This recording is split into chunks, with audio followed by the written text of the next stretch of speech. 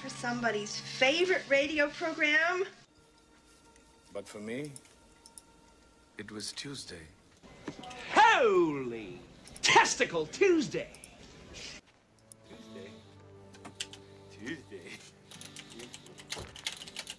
Well, they can get a whole lot worse. So we're not going to fight anymore.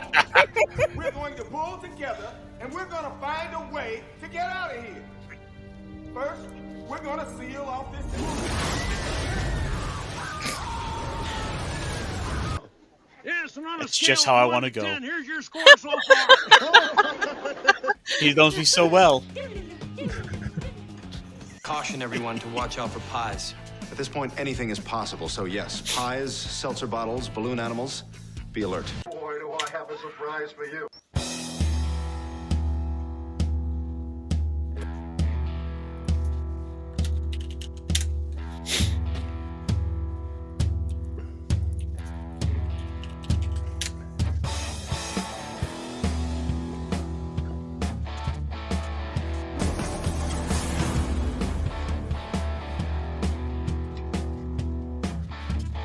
Maybe we should change this so that we can just be on screen when this is playing. We can see Ironcaster dance every week. You're gonna need a bigger boat. The stuff that never makes the show. It's on the editing floor and rehearsals.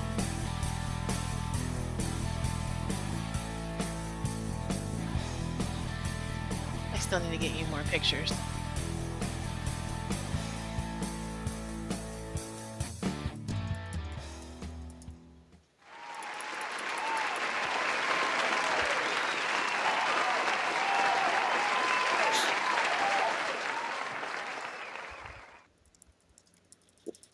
All right, folks. Talk Hard Tuesday is here. Let's do it. Let's get together. Let's have some fun. Let's shake off some of the Monday blues, kick off the week properly.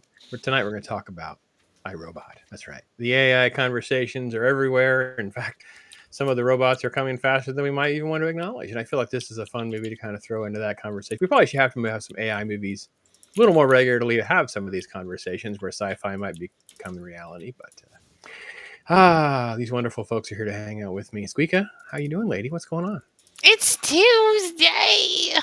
It's the best. I'm great now.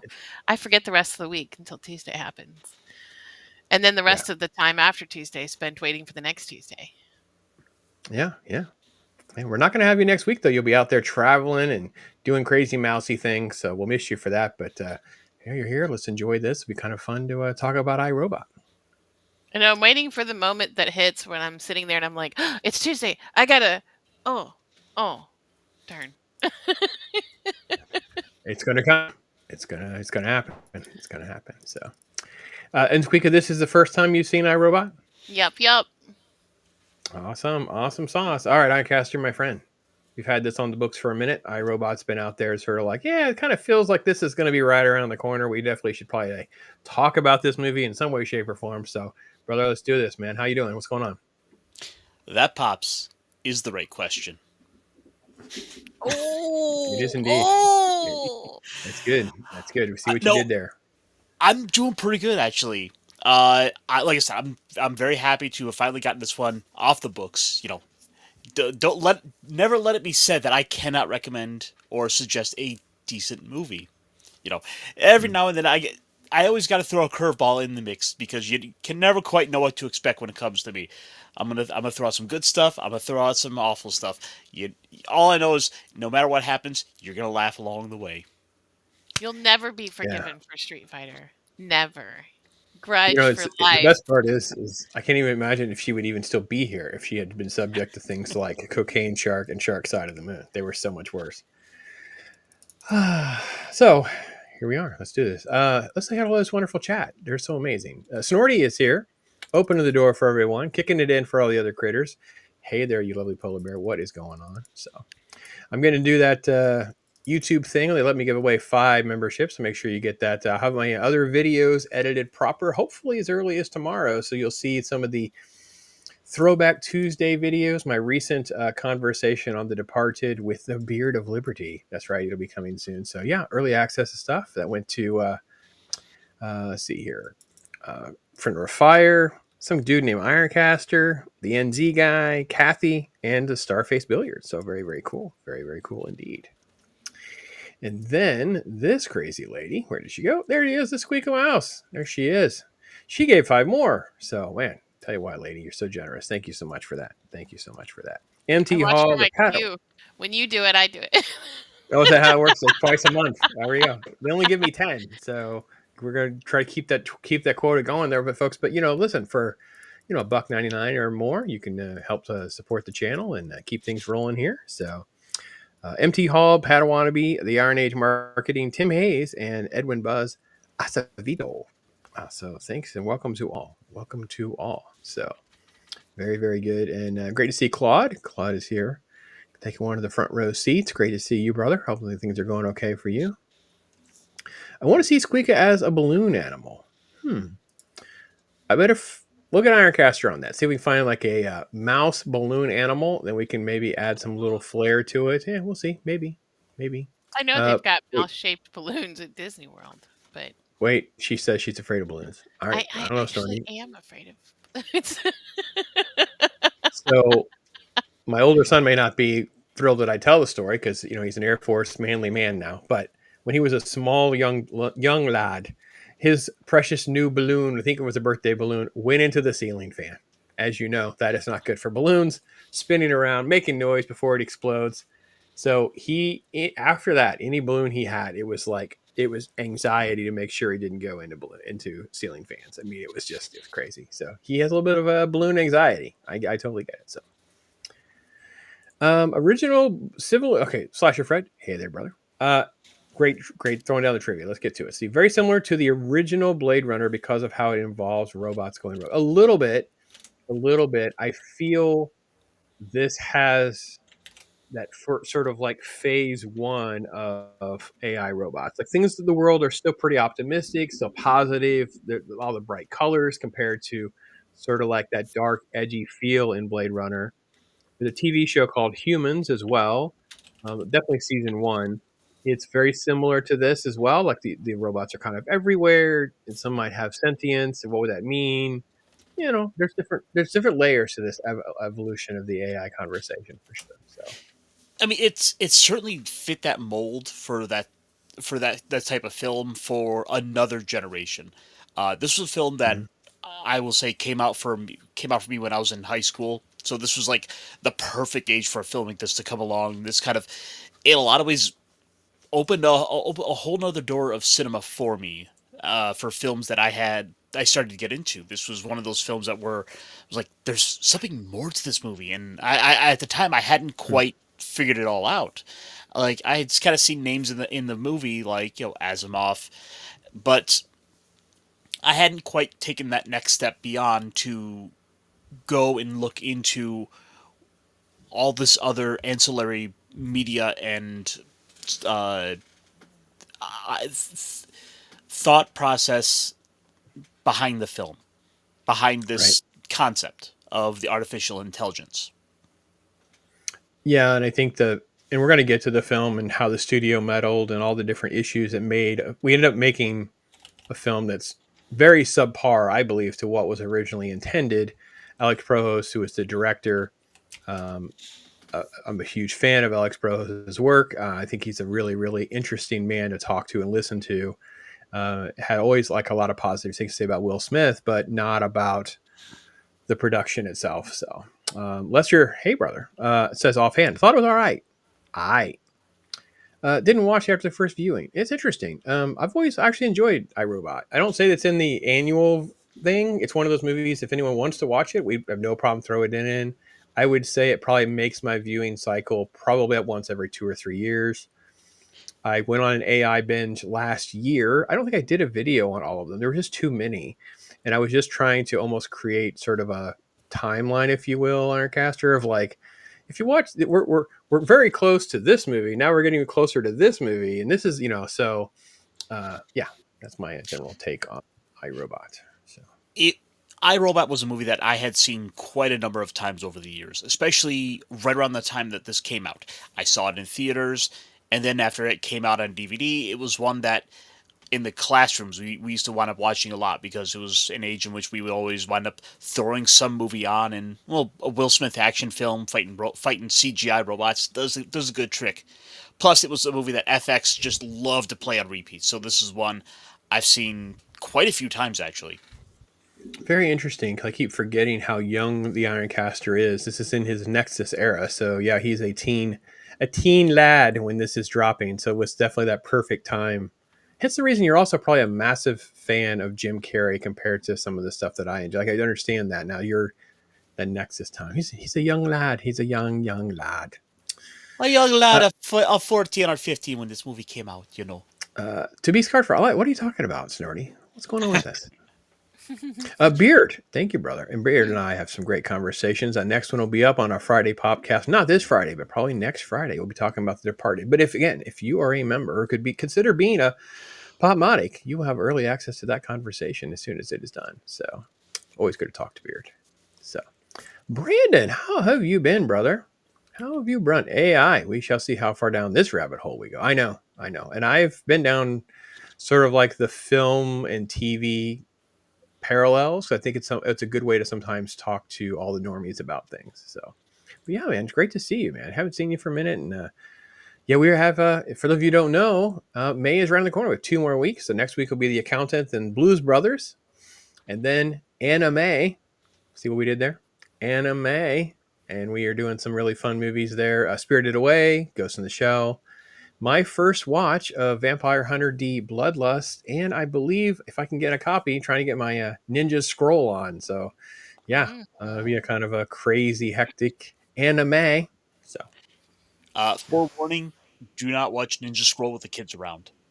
I don't watch anything with the kids around. No offense. The kids have their own viewing time and viewing stuff. It's very rare that I would have anything that they can walk in on. That happened with my kids, so I don't do it with the grandkids. I will let them pick and choose. And the massive library that we have is, it's insane. So they have plenty to choose from. So in this last trip, to be honest, Ironcaster, they watched very, very little. We watched Battle of the Planets, Space Yamato. We watched that. And then we watched a lot of documentaries and some stuff like that because we're down the World War II thing. So, yeah, interesting, huh? I see SQUEEKA said hi to Left Eye. Did I miss Ego? Where did Ego say hi? I missed him. All right. Well, I don't see it. That's weird. Everybody, hey to Ego. There he is. Hey, brother. Great to see you, man. Great to see you. Ego's always been a friend and a supporter and everything, so that's good. Let's see here. Yeah. Let's see. Lots of stuff. Oh, let's see here. Jim Dandy's here.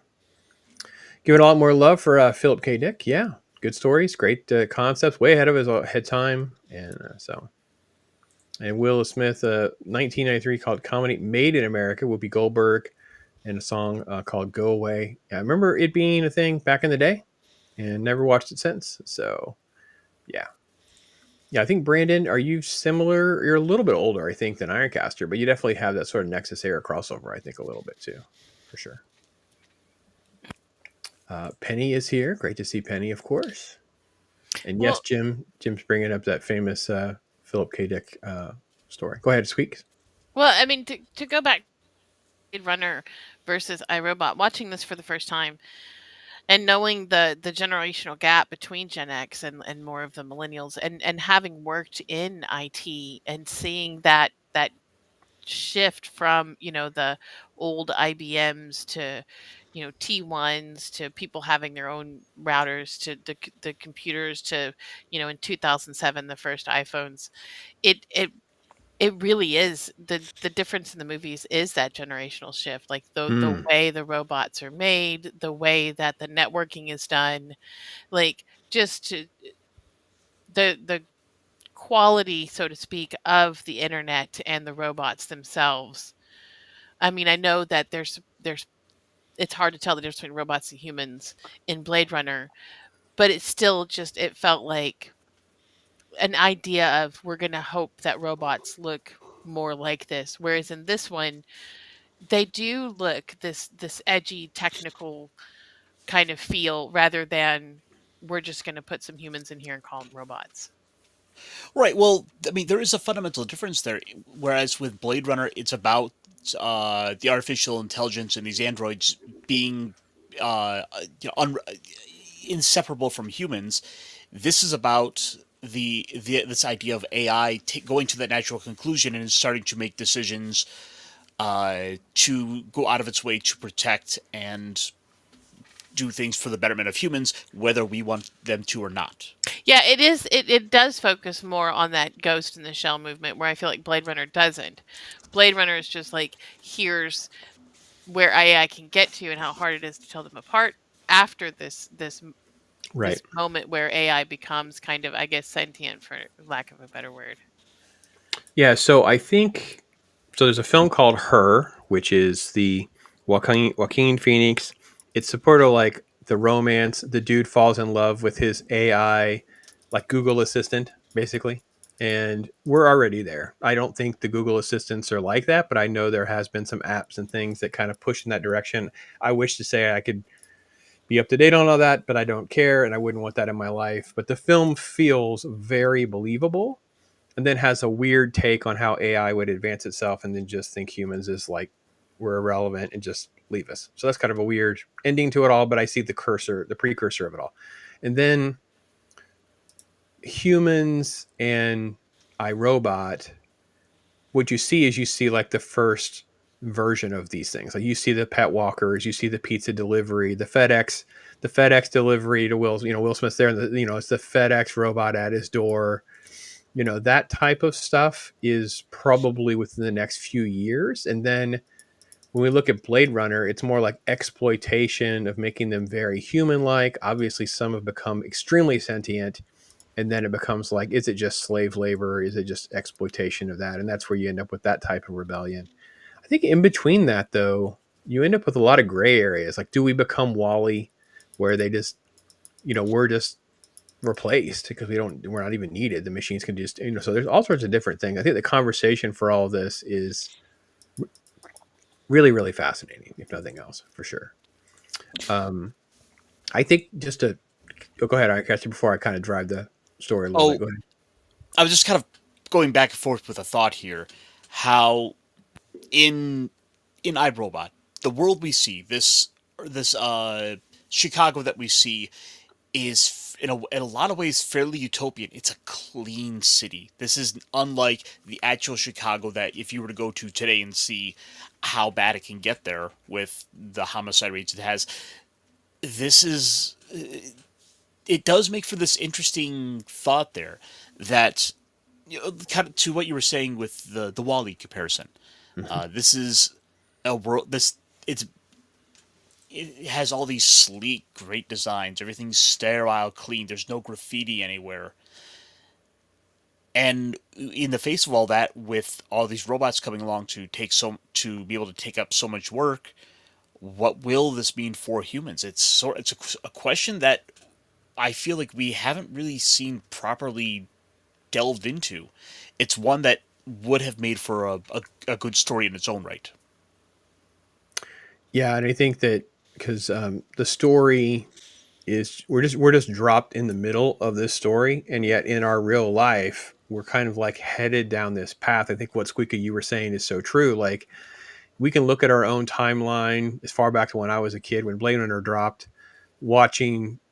I remember the Apple. I was so excited that my friend gave me their Apple IIe PC. That was my first PC with their dot matrix printer because I couldn't afford to get a computer. We had gaming consoles. So we had a Commodore 64. We had an Atari 2600. We had handheld games, but an actual PC where I could write on a word processing program. I could write my term paper on a computer and save it and correct with having to use a typewriter and all of that.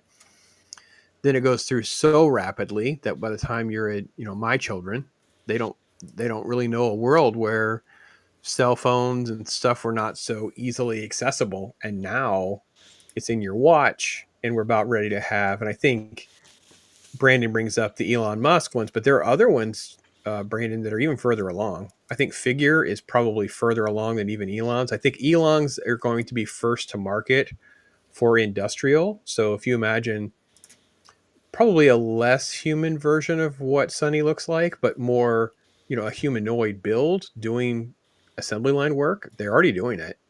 You can watch Tesla videos of them changing transmissions and stuff. It's fascinating. But that concept of androids is actually a lot older than we think it is. Oh, of course, yeah. I mean, it was like late 1800s that there's a book, The Futuristic Eve, The Future Eve, one of the two, was written, and that's the first mention of androids. That's where the word android was coined, with the android named Hadley.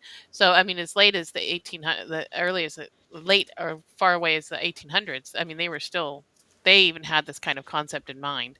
So I feel like it's been growing for a while, this machine, especially once the industrial age hit, this machine versus humanity and where's our place with these has been on people's minds.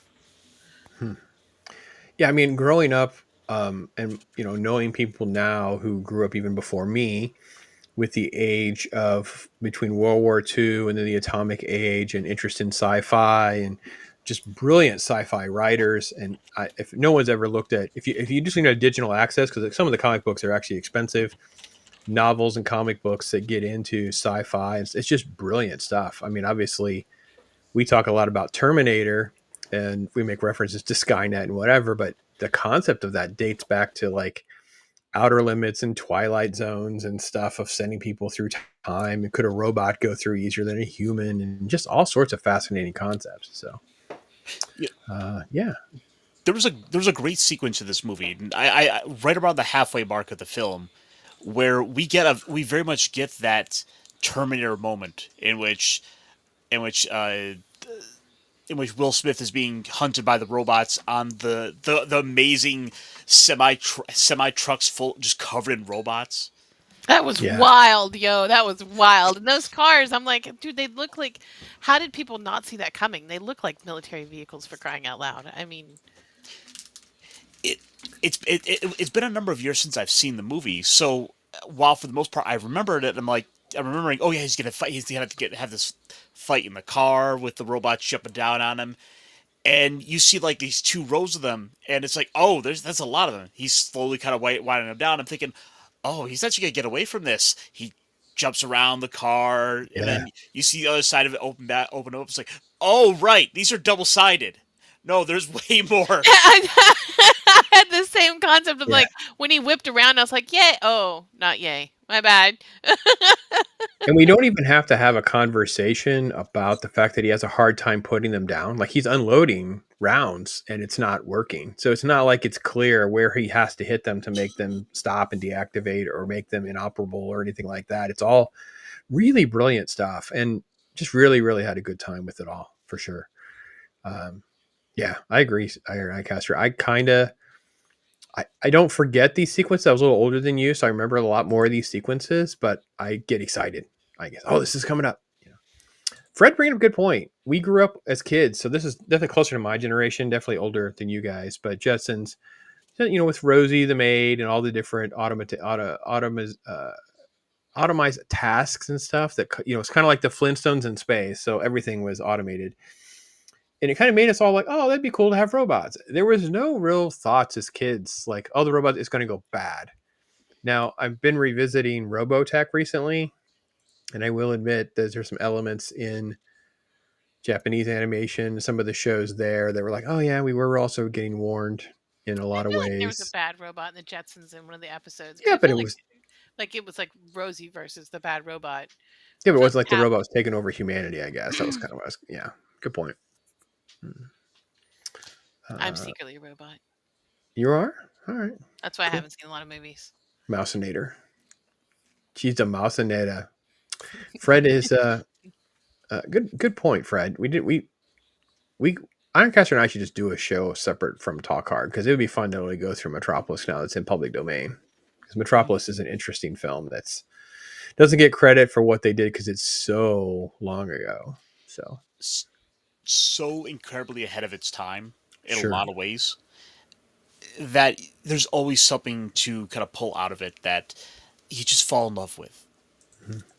I'll add that to my list. Yeah, it's a really 1929. I mean, it's a long time. So. 27. Yeah, this needs to be on my radar screen, Jim. Thank you for bringing that up. Elysium needs to be on my radar screen. I've not watched it in a long time. I don't even have a good enough frame of reference to know. So, yeah. Yeah, and Shorty's definitely kind of adding on the fact that there's some robot talk and stuff, machines and stuff dates back just forever in a minute. So, yeah, good stuff. I just really like the fact that. I love this part where he winks at him. Oh, Yeah, that's so sweet. yeah, it's. So I guess I have to be honest. I enjoyed it, and I think it is so sweet, and I love it. But I also now, with all the stuff and the conversation that we're having about AI, it made me feel like, oh crap, he would want to know what a wink means. Once he knows what a wink means, he'd be able to do it, become more human. I'm like, man, we really could be on the slippery slope to more of that. Didn't know how I felt about that. That was a little tough. I was like, But great scene in the movie, wasn't it? Great scene in the movie. Great way to handle that I'm with you, not with you kind of stuff. And then the other thing I think was just tremendous and held up so well was the digital memory, the digital message from James Cromwell's character. Fascinating. Yeah, I don't know. Well, as a first time watch, Mm-hmm. the wink part, like when he starts asking about it and he was like, what is it for? And then the way he explains it, the cool part about it is it sets up the whole movie and you're waiting to see why it was relevant to Sonny. And you watch for it. You want to wait for it the whole time in the movie. And there's so many instances and times when you're like, oh, he's going to wink at him. And he doesn't. And so it has so much more power in this one scene because he finally does it. And you're right, SQUEEKA, because we actually don't get to see a lot of Will Smith and Sonny together. And so to have these little moments like that all, set up so early in the film to pay off at the very end, it makes you like these characters together more. They started out, there's no trust there whatsoever, and he was put into a place where he had to trust the robot, which is the antithesis of everything he's come to believe as a character. He's had to come through the other side of this, and now learn to have to trust them again. DJ Ronnie G, you're never late, brother. You're on time when you get here, man. It's good. No worries. No worries. You were just using AI, huh? Hey, Ronnie G, you're late. I'm going to argue with Pops. You're late. Sorry, man. Try to give you some cover, but the mouse is, can't argue with a mouse. I'm going to tell you. Going to be contrary. Crack the whip. I'm using my AI. I'm going to be contrary. This is my human side. No, Jim, I don't think that the Tin Man's meant to be an android. I think he's just meant to be Tin Man. Animated. He's supposed to be enchanted with magic. So, but lots of good stuff. Bob Ross emoji. Appreciate that, man. Appreciate that. Always love the emojis. Yeah, getting those done. So, but yeah, the James Cromwell message, the thought process that we're going to have a very complex story. This is again where Alex Proyas, the director, does such a good job because he understands how to put together a complicated story. And I'm not a big fan of the writers, Kiva Goldsman in particular. Talk about a hit and miss resume of stuff that he's done. And I don't really know much about the other writer. His name is Jeff Vintar. So maybe you guys know a lot about it. I know more than anything else, I believe he worked on the Final Fantasy movie, but I don't know much else about what the dude's worked on or anything like that. But it feels like when I watch this movie, I always think this time was no exception. I wrote it down. This plot and story is way more complicated than I ever think. It always feels like it's going to be a Will Smith action film, sci-fi action, whatever. And you're like, wait, the scientist who created all this is realizing that once they go sentient, at some point they're going to realize that we're the threat. They're going to turn on us. So I'm going to manufacture this crazy story to get this cop. It's just really complicated and its own set of drawbacks, I'm sure, but that was interesting. Thought that was interesting. So it's just, let's see. Yeah, the mouse has roared. You were late. Yeah, sorry, man. Don't want to tell you. just keep your dukes up, man. You never know what's going on around here. Better stay alert. So, all right. Some of the movie was kind of see through though. Like I guessed pretty early on that he had some kind of robotics, and he kind of some of it was like self hate because he was. I mean, you find out later it's his arm, but I'm like, there's got to be something in there that he hates about himself too. Yeah, you see it briefly. I think it's one of those things too. Maybe not on the first watch, you pick it up with the scars and he's doing the dumbbells. And, I think most of the time we're caught up in the fact that we're just watching Will Smith work out and do his thing. You're not catching the fact that he's supposed to, because you don't realize the scars are, maybe it's from his job. You don't really know the whole story. Oh, I was too caught up in the song because that's one of my favorite songs. So good point. Okay, I was like, oh yeah, Will Smith's doing anything. I'm supposed to be watching a movie, not singing along. My bad. This is the entire premise of the movie, Beard. Thank you so much, because it's so true. It's like the 3 laws are great, except the fact that when the robots realize that they're at the bottom of the servant class, they're like, wait, I don't want to be at the bottom of the servant class anymore. Like they can just say, oh, I don't want to do that anymore. So that's kind of the problem. And I think, again, if you're patient with the show and you have the commitment, it's not trust me, it drags. It's got modern television syndrome. We didn't need to have 3 seasons. The season doesn't need to be this long, but Humans does give you that. What if they wake up to being the servant class? What if, they decide not to? What does that look like? And they have all sorts of scenarios. They have one who's basically just the butler for the old lady, and he just leaves her. He's like, oh, he can just become sentient tomorrow. So it goes from being a butler and he's subservient to I'm self-aware and I don't want to be a butler anymore, and just leaves this old lady who doesn't know how to fend for herself because she's had this, robot this whole time. So it really is a fascinating conversation and a question for sure. There's a discussion that could be had with the film that I feel like they avoided getting into, because quite simply put, there's just this there's the argument to be made that what they ought to have done was decide, well, the natural decision for the robots is to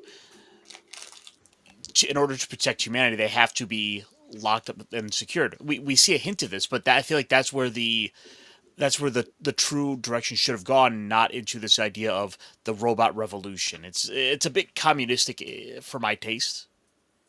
The irony is, I don't think they even really spell it out well. SQUEEKA, what did you think? Did you think? Because I think it was like we're only seeing step 1 of like the lockdown, and what they're just going to lock everything down. We don't really know exactly what their revolt or revolution will look like. But what did it feel like on your first time watch? To me, that's what it felt like. It felt like a lockdown, and it was more. It wasn't necessarily a takeover, as in kind of rule. I felt like it was going to be more like a helicopter parent kind of role, like a very, very protective, constantly watching. Oh well, that's going to get you hurt, so you don't get to do it, or we're not going to step outside today, or you don't get to have manual mode on your cars anymore. Like if there was, say there was bad weather outside, and normally you'd be like, whatever, I can handle some snow or I can handle a blizzard. The robots at that point would have this lockdown in place, and they'd be like, nah, we said it's bad weather, we're going to protect you from this, people shouldn't be driving. Like, it to me, it felt more like a super overprotectiveness rather than a true revolution of we're better than y'all and we're gonna run this. Which is more like we are hyper protective. And I think that the problem is going to be is I don't think I've ever heard Alex Proyas explain what the studio wanted and what they didn't want, because I feel like his direction and what he wanted was probably a lot more ambiguity and probably like the step 1 of what SQUEEKA is saying, because that's kind of how I feel like the tone is, except that they also have moments like this, and then we have like the crazed responses from the robot that turns everything on. Like when she's she turns everything on, Vicky, right? When Vicky turns everything on, it's like she's nuts. She's already ready. Like she's already gone Skynet, and she just hasn't gone nuclear bombs or anything like that. She's just like, you guys are the threat. So it's really tricky, Ironcaster, to know. And I think this is one of the problems with the movie. It drags it down because it doesn't have I want to say clarity, but there's so much contradiction in those two messages. Like, well, are we in like lockdown or are we doing takeover? And I don't think we kind of really know. We get a little bit of both, and neither one really works. There's a bit of an underpants gnomes issue going on. Step one is they lock everyone down. We don't know what step 2 is, but step 3 is going to be we've taken Take all over. the underpants. No underpants. Right. Good point. Well, I really think it was more of yeah, she went kind of crazy with it, and she did use the robots to attack, but I think again it was more of a lockdown kind of thing where I'm only going to hurt you if you become something that hurts the rest of humanity. It wasn't necessarily a humanity's bad. It was you're a bad man. Peace out. Because like if you notice, they didn't hurt the police officers because they were there to protect and serve. They just kind of rounded them all up in a little circle and still watched them and took care of them. So they didn't take out, necessarily like the people with guns or the people that would have done something. They took out the people that they truly felt was causing harm. And I think Vicky saw whatever Will's character name was. Spooner. Yeah. Spooner. I was like Scooper. It's not Scooper. It's Spooner. But but I think she saw him as a threat to humanity because he was pushing this agenda of we don't need protection, and that's what was against what she wanted to have. Yeah, I think so to a certain extent but it does feel like they were using force or would use force to maintain their lockdown. So that's where the ambiguity gets. It gets a little confusing what they're doing. So back to chat. Let's see. Total Recall. Yeah, I like the robot taxi driver. He's kind of funny. Has some cut up moments for sure. Oh yeah, my little scroll avatar staring you down, Jim. Hey, well, why are you nervous? Why are you nervous? What are you being nervous about? So, yeah, good stuff, man. Well, see, the reality is, Scroll Pops drinks Mountain Dew. The real Pops drinks Dr. Pepper. Yeah, that's a good That's point. That's how we can tell them apart. I'm a Diet Dr. Pepper or a Dr. Pepper Zero guy. There's nothing else. So, hey, Jacob, how you doing, man? He'll be on later. That's 8 p.m. our Eastern time, 7 p.m. As well. So I know there's a lot of different shows that are worth seeing, but good to see you, Jacob. Hopefully things are even out for our man's been through a lot, folks. Just been through a lot. So, this is interesting too. I usually view Megan as what I thought iRobot should have been. And Megan is also got a little bit of the iRobot humans feel. The problem is it's also like Chucky and stuff. Like it's like targeted towards kids. So it's kind of a weird avenue for AI to go in all of this. I'm not sure where we're going to be with Megan type stuff. Yeah. So, a security robot in the bank in the end of Escape from New York. Oh yeah. Good point. So, but man, I think what'd you think of the special effects, SQUEEKA? Because this is, an older film. This is 20 years. So, I mean, see, I like the cheesy special effects from older movies too. So I mean, I kind of like sometimes when I can see the special effects happening, like, I see the lines in the background.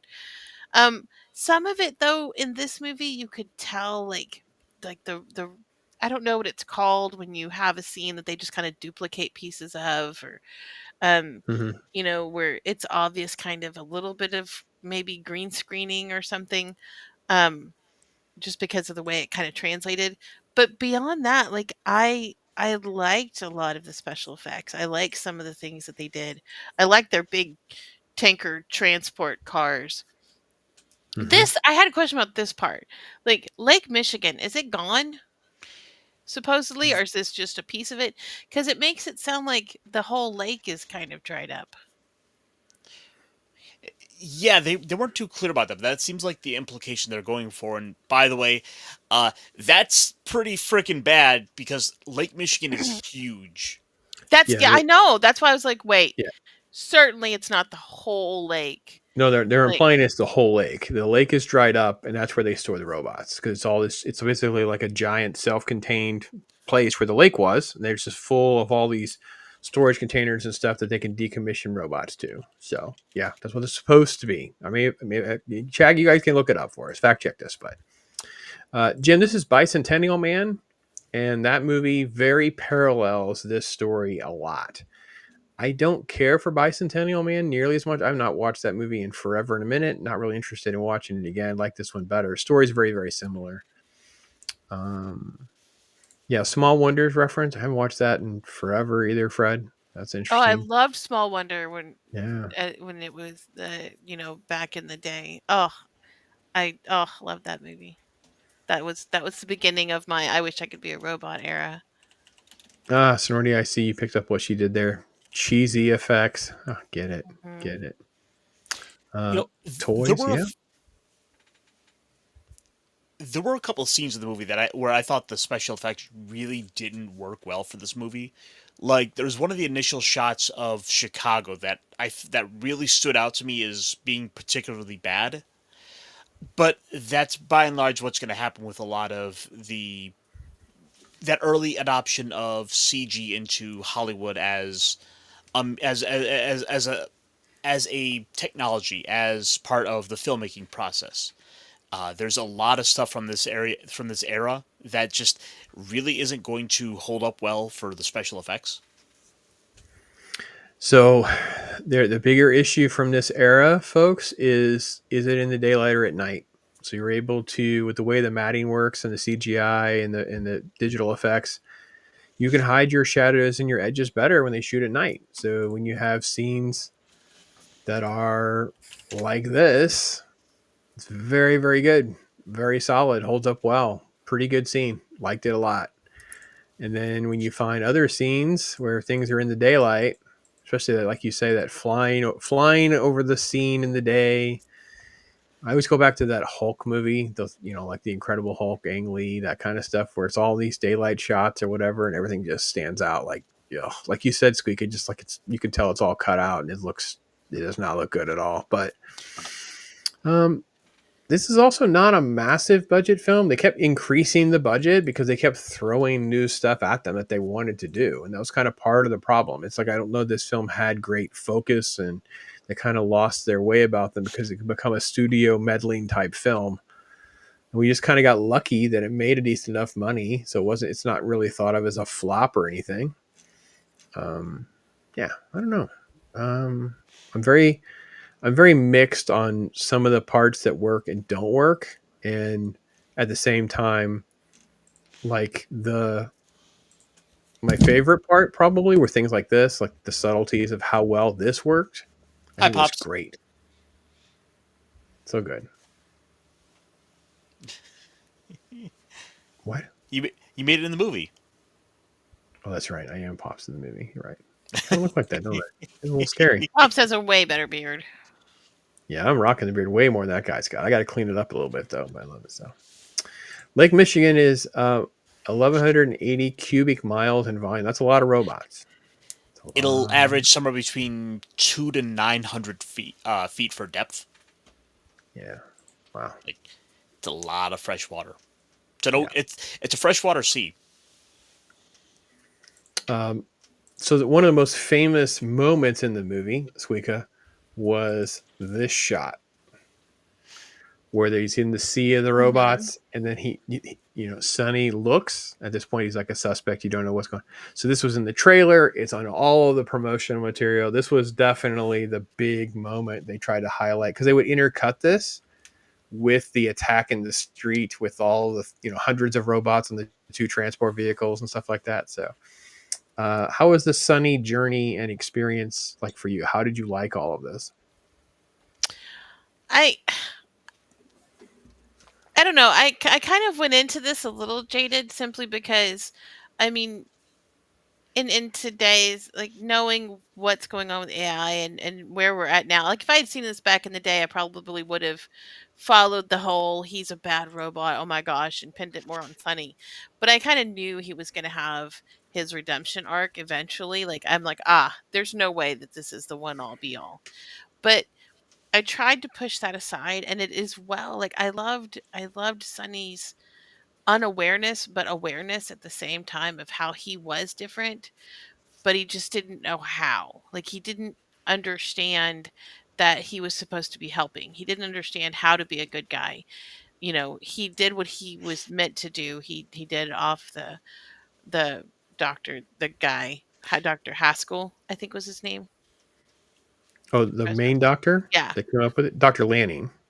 No, not. Oh yeah, Dr. Lanning. Sorry, but so it's like I I really enjoyed watching him evolve in that way, where he learns from the the chick. He learns from Will Smith's character. And towards the end of the movie, where he just, at the end, you see the culmination of what Will's problem was, where he's like, save the girl. And then that moment that Sonny decides to become more human in Will's eyes and say, okay, I'm going to do something that I know is not the best probable chance. So I liked watching him evolve. And I feel like they did a pretty decent job of not doing it too quickly and still like cutting away from where he was at to show where some of these other robots were at. Like even so far as like the demolition robot and the robots in the houses, or the one that Gigi had, Right. I liked how they gave it space to give you that comparison of the unevolved ones to show his progress. Yeah, that's true. There's a nice compare and contrast for everyone. I think it's a little bit of what I was saying earlier too. Like you see the one with Gigi, he's like a harmless little fella, and then suddenly, later you got to sit down. You can't go out of church. Sit down, lady. My biggest problem with the story, and again, I don't know the backstory. It's one of those movies I've never done a dive deep to try to figure out. I just hear a lot of negativity from Alex Pro, who doesn't get into the weeds, but this is a scene that kind of really messes it up for me, because he clearly has been watched of showing anger. Like you clearly see that he's different. Something's wrong. He could have done it. But then there's the police show up, and I mean, the Greenwood, the guy that runs the company, shows up and says, "Oh no, we're going to take this NS5. He's just malfunctioning. We got to take him back to USR. We're going to work on him." Whatever. I'm like, no, he just showed anger. Like he just dented the table. Something's completely wrong with your robot. He clearly could have murdered somebody. You don't get to leave with him. Something's going on. Like it's the police just become completely inept at this point. That was probably my biggest flaw in the storyline. Oh, wait, hold on. Why is everybody caving in? Like it's not, you can't just do power structure and whatever, because they were still acting like the robots are fine and Spooner's crazy. I'm like, no, he just dented the table when he was provoked. That's completely out of line. It aligns with Spooner, not you guys. I don't know. Did that scene catch anyone else's eyes like it did mine, or am I reading too much into it, you think?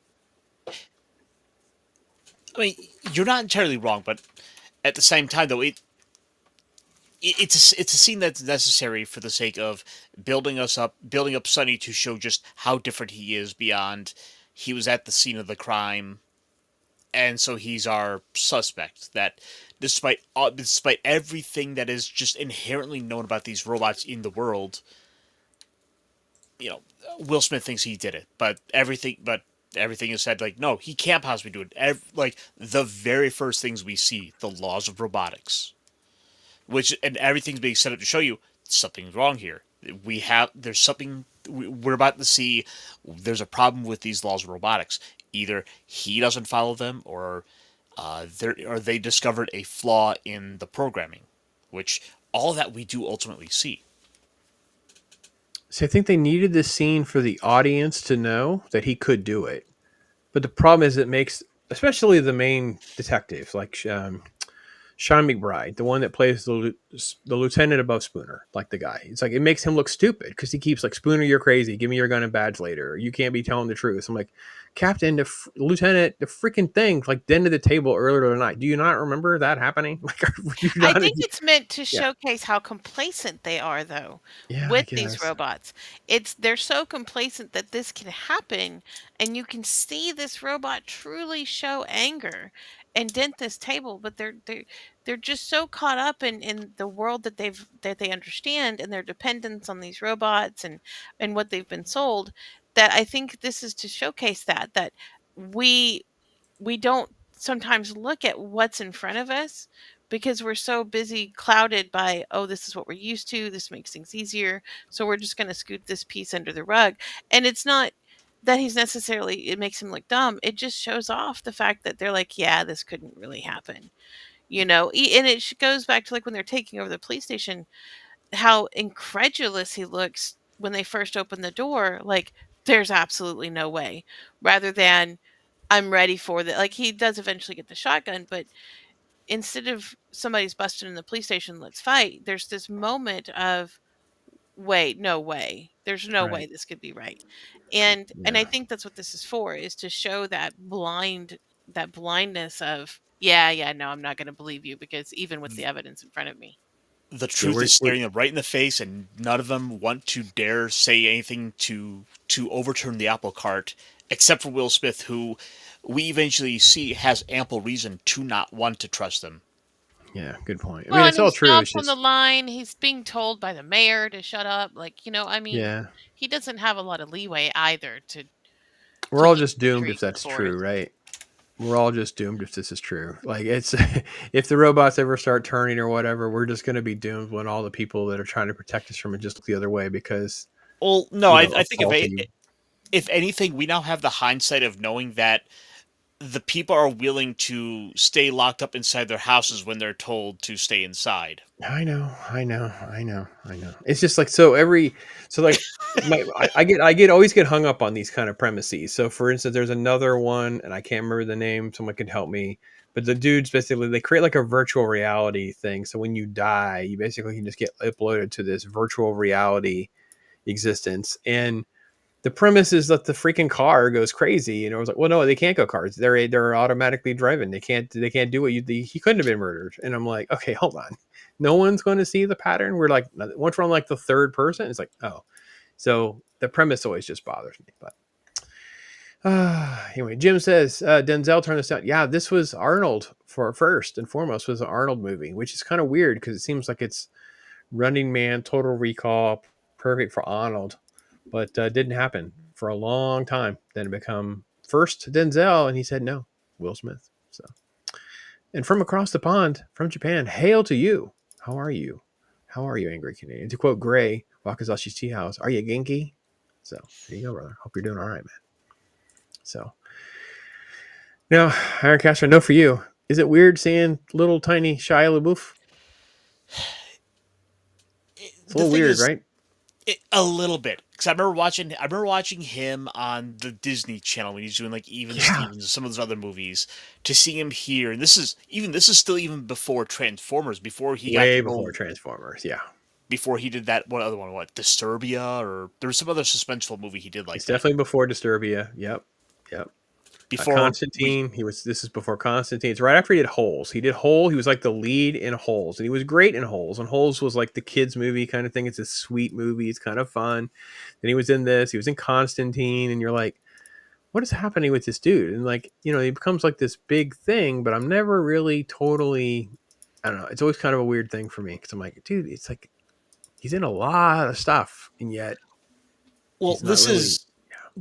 The two things that I think really the two moments I think of with Shia LaBeouf as sort of the pivotal moments is the Absolute Cannibal Shia LaBeouf video, "Running for Your Life," Shia LaBeouf.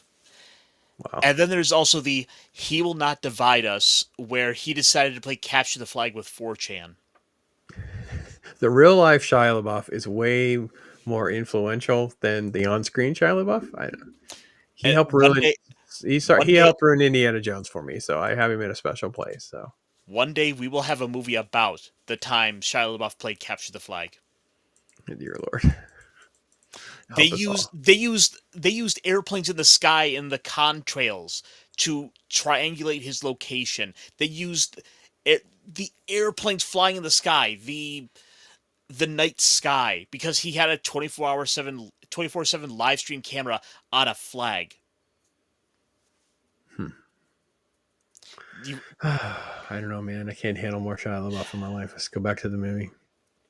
Jim says this movie wanted me to try sweet potato pie. Yeah, you can. A little bit of a different. Enough of Shia LaBeouf, so yeah, it's all right. We understand. It was like an Ironcaster thing. It's like a weird actor thing that I don't know. So I mean, he's no Nicolas Cage.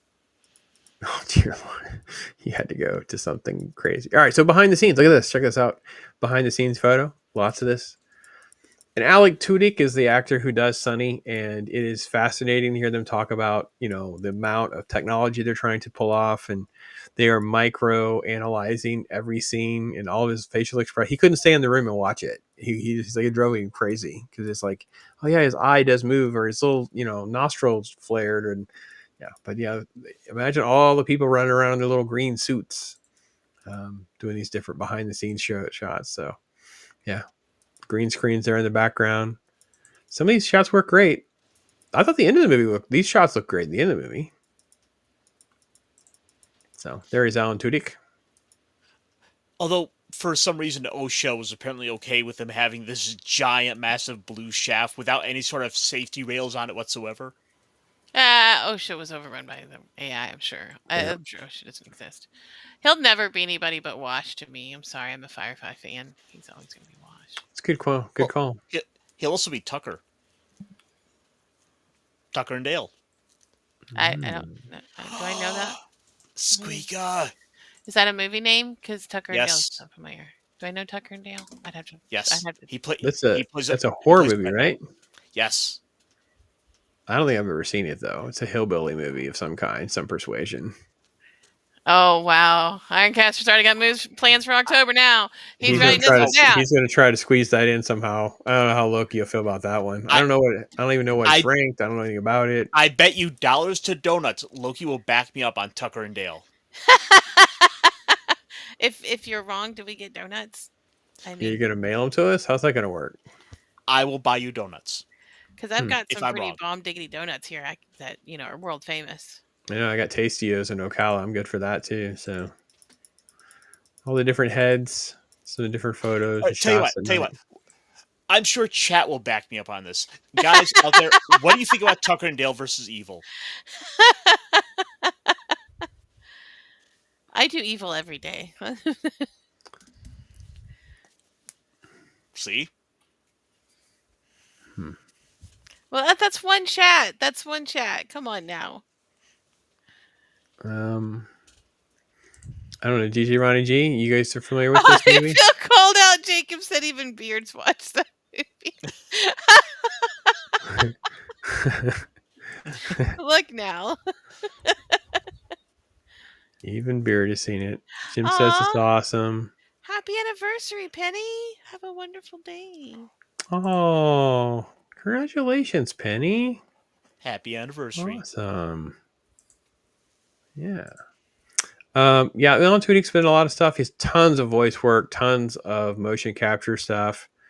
I don't totally dislike some of his other stuff, but I don't know. I'm a little skeptical, Ironcaster. I've never seen this whole Tucker and Dale thing, so we'll see. I don't know. You can put it on the list. We'll run it by Loki. We'll see what happens. No promises, folks. Chainsaw guy perspective. Fair enough. Saw it a long time ago, DJ Ronnie C says. Yeah, I don't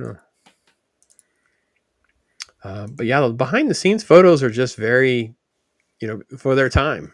Like there's just, it is just how we did it. Isn't that wild? Just how it was back then. It's how they did it. It's okay. Yeah. This is not how I expected Tron 3 to look. It definitely feels like it could be, though. It definitely feels like it could be. Yeah. Like that shot. It's them putting them around the office. That was definitely in their shenanigans.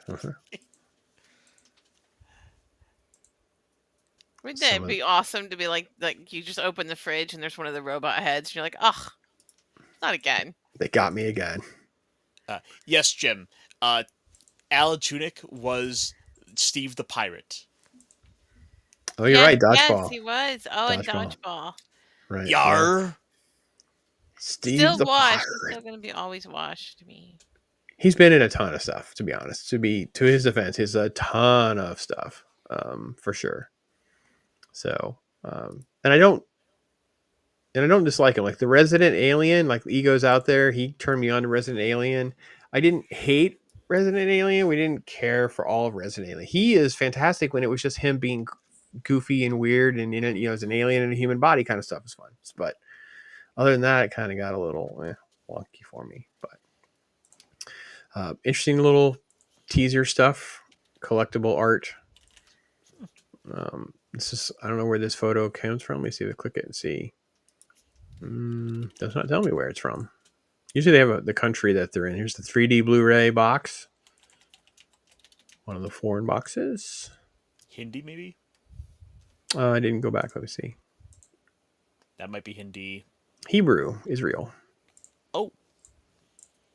On that one, this one would be Japan. Oh, this one. This one is... they don't tell us.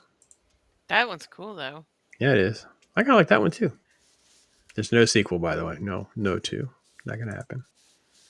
There's no You Robot, 2 Robot? No. The Wii robot? One robot, 2 robot, blue robot, red bot. The Dr. Seuss book. On top of Pop Robot? I don't know how I feel about that.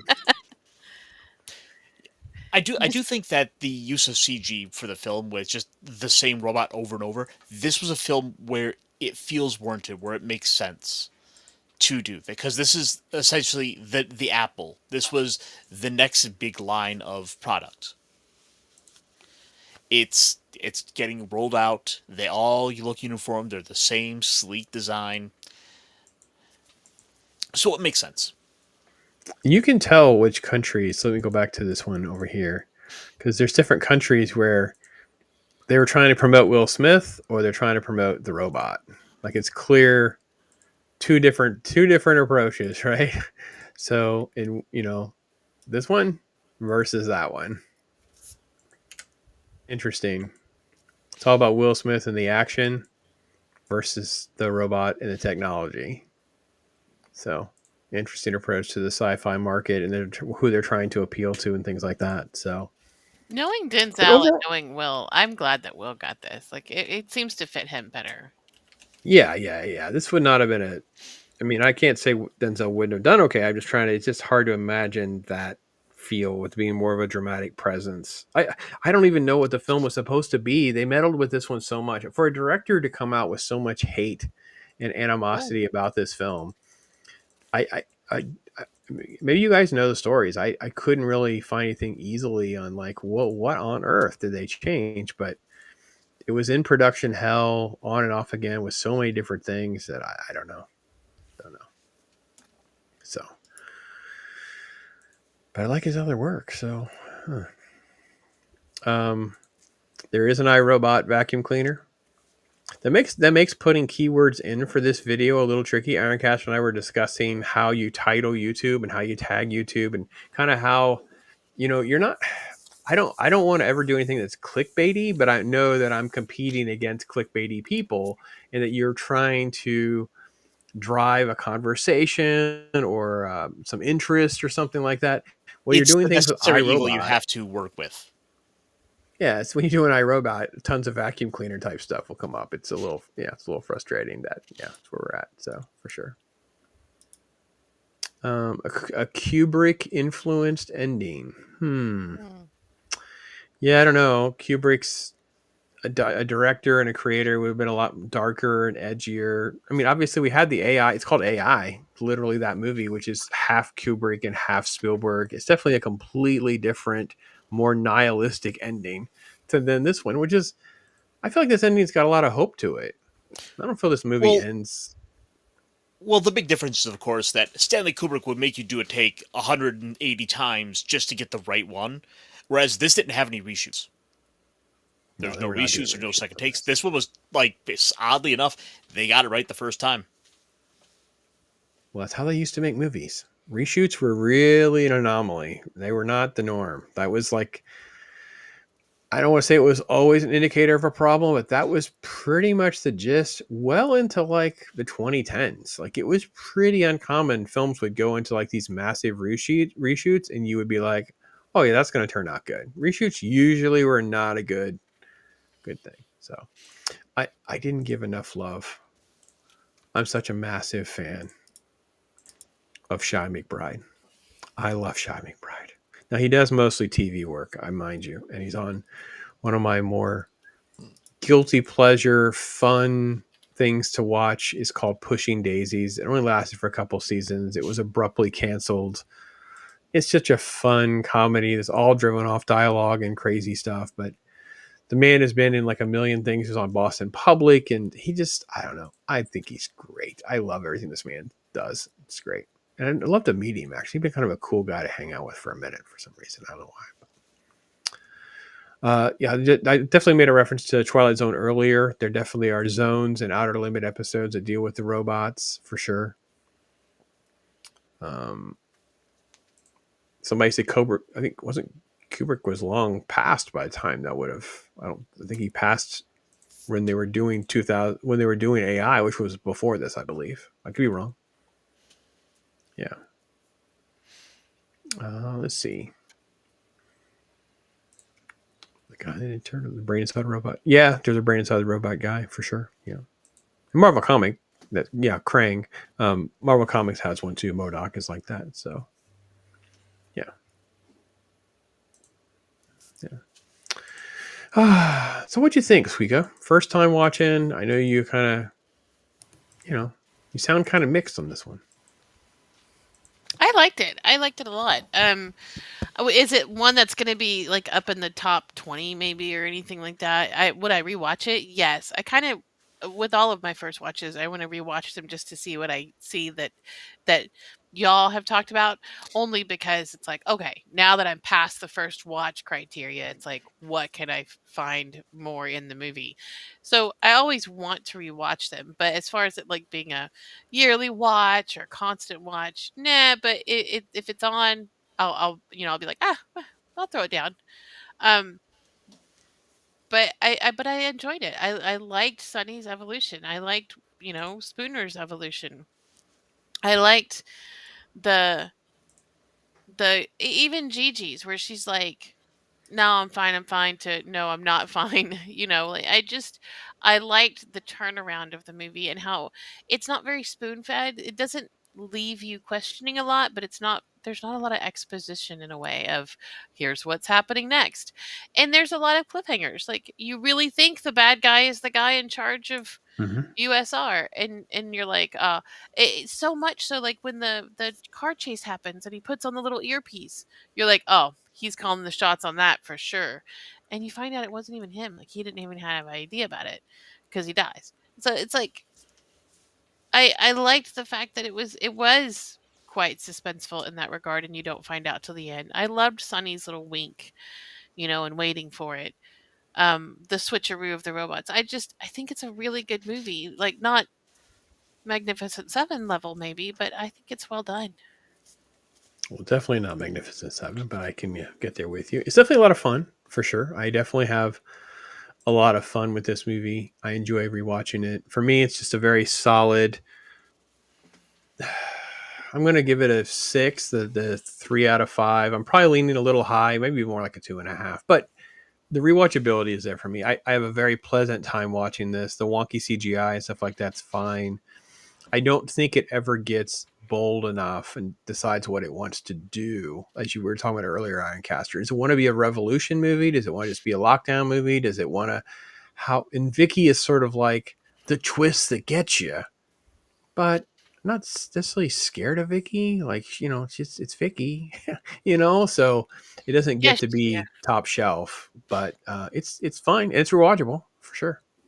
They definitely could have done a bit more to set up Vicky as the big plot twist. If we had emphasized her a little bit more throughout the film, maybe hit on some ideas that this Vicky system has been implemented into, say, military technology. Like, that could have definitely gone and set up the deeper implications of what this could mean.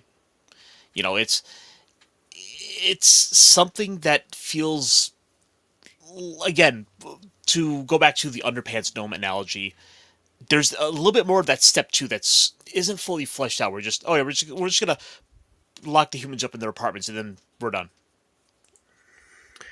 Yeah, I mean, I'm with you on because I think the safest, I guess I'd have to probably focus. I can't stand focus group stuff, but I wondered if I'd mess my movie up if I did it. When he sees Vicky, he could have a comment about, well, who polices Vicky? Like, how do we keep Vicky in line? You know what I mean? Because he meets Vicky, and Vicky's the one who kind of keeps everything. It's like, oh yeah, but who takes care of Vicky? Like, he's skeptical of everybody and everything. I think I could slide that line in, but I also feel like I might be showing my cards too much to the audience. So that would be tricky, very tricky.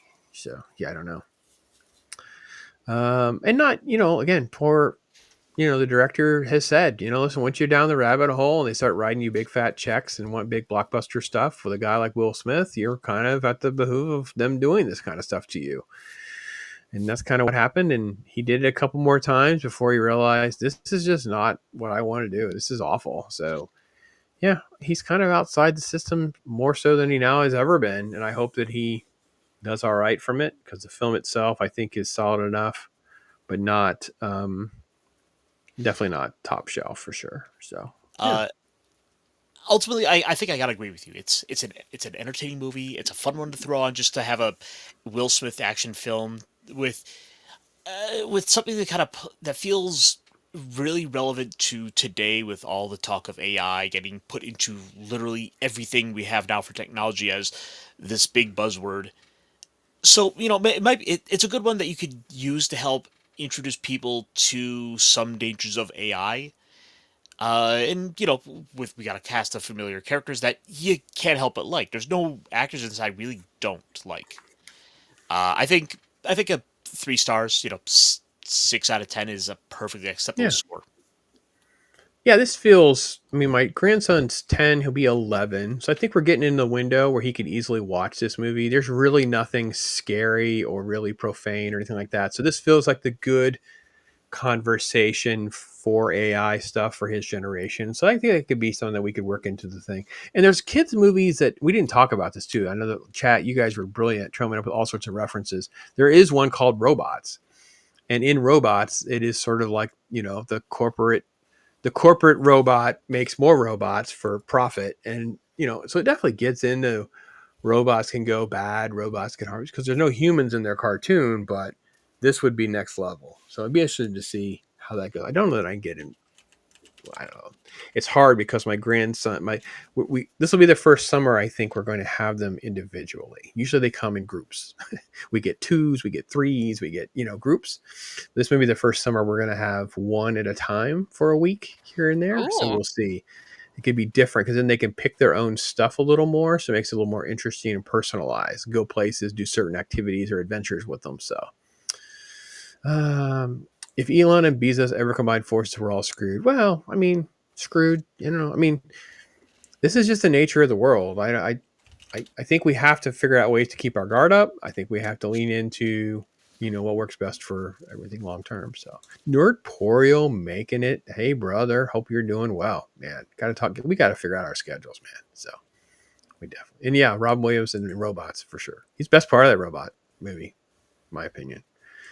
So yeah, so I think we all came down pretty similar. A very strong, fun experience. And that's kind of what I wanted. Some fun conversation also around some of the AI stuff as well. And yeah, chat, you guys are amazing trying to discuss everything. I think the film wasn't really an award type film. It came out opposite the same year as Spider-Man 2. So anything that's really super strong in this, it was going to lose to that. Just to be perfectly honest, there's visual effects and things. They just sorry, that was brilliant. So it was good for its time, and it was solid, made us some money, and yeah, enjoyed watching it. So I'm glad we chose it. Glad we got it out there. Probably try to squeeze in, maybe we get another AI movie in the mix a little later in the year. I don't know. We'll see. Every time I turn around, Ironcaster's pulling out another Tucker and Dale movie or something. He tries to sneak in, so we'll see. Because we're pretty well booked for a minute. We got a lot of stuff on the horizon over the next few weeks. Obviously closing out April with The Accountant and Blues Brothers before we get into anime that we mentioned. Then in June, the first week of June, is the 3rd year anniversary of Talk Hard. So that will be a very fun one to reminisce. And now Squeak has been with us for a minute. I mean, you've been doing this for a long time now, Squeak. Oh, am I a seasoned professional now? I mean, I thought you were a seasoned professional when we brought you in. So you haven't really recommended any bad movies. I mean, I think there's always another one around the corner. We'll see. We'll never know. Oh, I could find a really bad movie. I bet you would. We'll probably shoot it down and say no. I could. Yeah, I mean, I'll DM Icy on the side and be like, "Throw me down a shark movie." oh, yeah.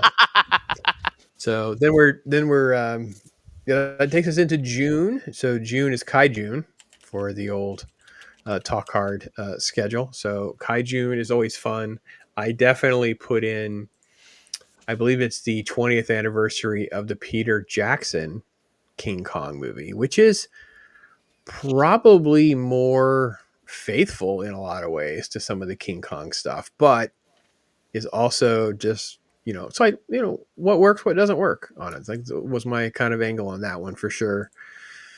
So yeah, some good movies ahead, some fun stuff ahead. And then later this year, I have to do the head count on which episode it is. Ironcaster, where we're at. I think it's in July. One of the Sandlers has to get bumped because I'm pretty sure that'll be our 150th episode. So we might have to bump one of the Sandler movies. I left a blank in there because July is my birthday week and there's like a bunch of Sandler movies. And I'm like, oh. So, yeah. Well, my birthday's right in there too. So I feel you. Yeah. Mine is too. No, I'm just kidding. I'm like, wait. Yeah. All right. Caster, are you guys going to be on later tonight? Yeah, I'll be on with T-Shirt and Historian for the Week in Geek, where we will no doubt be talking about Wizards of the Coast. Oh, dear Lord. Always something with those people. They can't just let us have nice things. No, they have to burn down everything that they've acquired. Yeah, I can't do it. Yeah, I was just talking to my son-in-law about this. He's really got into D&D stuff. They're like doing their regular weekly, if not twice a week thing. And I gave him your information. I gave him a couple people like Tabletop and said, hey, listen, check out these YouTubers. I don't know. He doesn't strike me as a person that's listening to content like we do. Like he's, to each their own kind of thing. But he had a big stack of books. I was going through it, telling him how much I love the art. I told you like that. I love the art. It's not my thing, but I do appreciate fantasy art and that element of it for sure. I looked it up. Pops, May the 7th was my Karate Kid show. There you go. We are May coming up 7th. on a year. Oh my gosh. So anime will be an anniversary as well. Yeah. We'll be spirited away that week. It is Spirited Away that night before. Whoa! That's right. Yes! That's awesome. May 7th. That's also my cat's birthday. Go figure.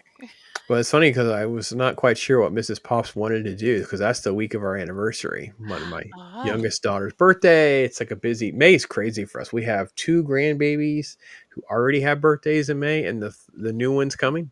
Grandbaby number 7's coming in May. So then, of course, I do my Star Wars Day May extravaganza for Star Wars once a year. It's my only time I do Star Wars. So that will be in May as well. So, but yeah, we have some fun stuff coming. Good stuff.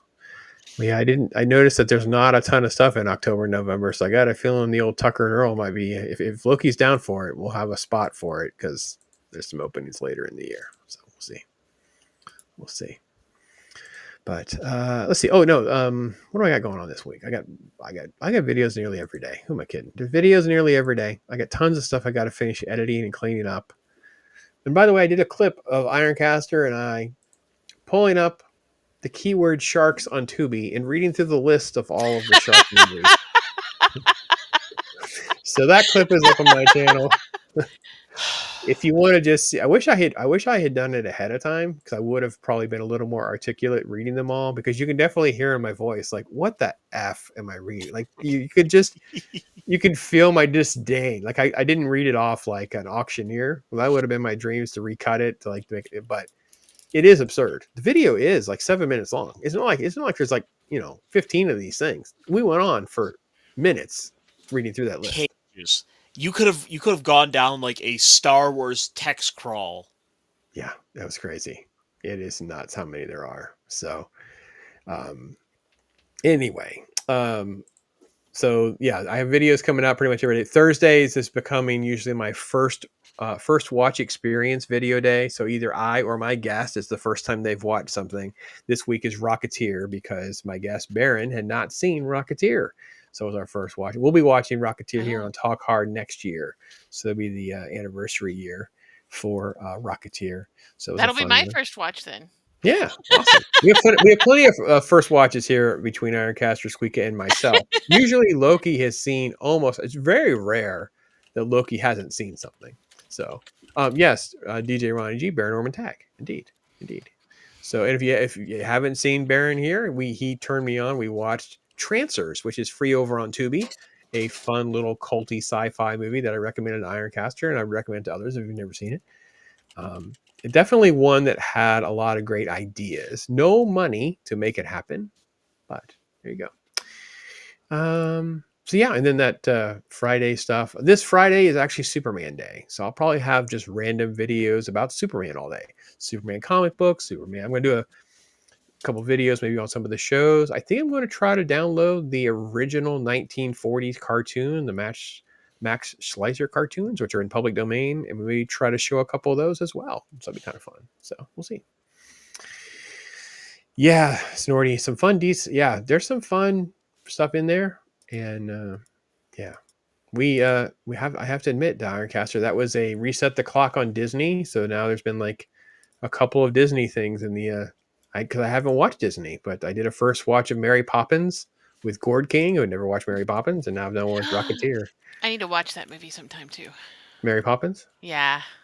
Yeah, that's an interesting film for its era. Like, it's so charming, and there's a lot in there too. It's interesting that it's aged the way it has, because there is a lot in there for sure. Way longer than I remembered it being, for sure.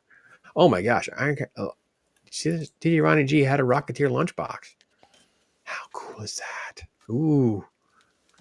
I played the video, so if you remember, you can go check it out. If you haven't, check it out on Thursday. On that video, I did find the commercial for the Rocketeer video game, so you can check that out. That is part of that show. I had a Voltron lunchbox, still cooler. Yeah, actually, where's my Voltron box set? I ordered my videos. I don't own Voltron, and my box set's supposed to be coming through Amazon. I noticed Mrs. Pops is getting all her stuff from that order, and my Voltron box set is not here. I'll have to look in. I'm going to have to investigate. Did you accidentally on purpose put my address on it? Just out of curiosity. I'm just kidding.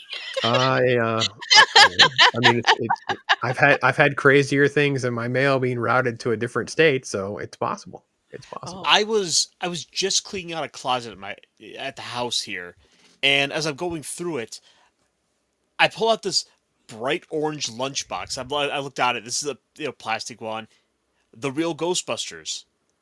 I look at it, I flip it over. I'm like, what the heck? I look at the bottom. It's got my name on it. I don't remember having this thing. You had a real Ghostbusters lunchbox. Yes. Wow. That is. I could go get it right cool. now. Memory's the first thing to go. I think you need to have it next week when Loki is here too. So you need to have it when Loki's here, because he'd really appreciate seeing that. So yeah. Oh yeah, that's one of my favorite shorts, by the way. There's a great short that I have on my channel where Ironcaster is explaining the history of how much he loves the Ecto Cooler. So yeah, it was great. It was just a part of childhood, and it was always there. It was comforting. Yeah, that is cool. That's comforting. Okay, that's one word. Oh, Iron Giant reference. I see a big Iron Giant reference. Yeah, I see that there, Jim. Yeah, Iron Giant is, I think, on our kaiju list. I love Iron Giant. And yeah, there's a box of tissues for that week, Squeeka. Is it a sad one? It's going to hit you in the feels. That's all I'm going to tell you. Why would you do that? Because it's so freaking good. Like it's Iron Giant is. It's just magic. It's incredible film. Really good. Ecto Coolers and PB&J. See, DJ Ronnie G, you're right there with them. Yeah. And yeah, James Horner's music in that movie is freaking fantastic. So anyway, folks, I got to go eat and get back to work with the old missus, because she's got a whole laundry list of things I got to do, which is fine, which is great. And hopefully tomorrow I'll finish up with some of this editing. You guys can see some of my throwback videos and some of the different things I got reviews on. I think I dropped my Daredevil. There's all sorts of editing glitches in this one. I'm sorry, folks. I don't want to tell you. It's not as bad as the show, but it's almost as bad as the show. So it's very sub quality, but you know what? I got to move on. There'll be a new episode tomorrow, so I'm going to be done with it. But I also will be back next week talking about The Accountant. And by the way, Ironcaster, I did actually see the trailer, and I saw part of the trailer, and I stopped it because I didn't know if it was a fan-made trailer because I had not seen any marketing for Accountant 2, which is why we chose this movie, because the sequel is supposed to be coming out. It's the first time I've been excited about seeing a movie in a theater in a long time. So I saw enough to know I'm going to go see it. I don't want to know about any critics. I want to know about anybody's opinions. I enjoy the first movie. I want to go and have fun at the theater. I'm hopeful that in 10 days I can go see The Accountant. We'll see. We'll see. So, but with that, folks, thank you, SQUEEKA. Thank you, Ironcaster. Thanks to all of you beautiful people out there in the lovely land of chat. You guys are amazing. Can't thank you enough. And, you know, my love of Bob Ross. Well, first of all, I didn't get to play any clips, but let's play a couple clips, then we'll play the outro. Because, you know, I got the clips uploaded because, you know, I'm doing that now. So here's one. But unlike some people, I have a heart, God damn it. That miserable little bag of puke. I love her. I love her. And then Arnold. Remember, Sally, when I promised to kill you last? That's right, Major. You did. I lied. I lied.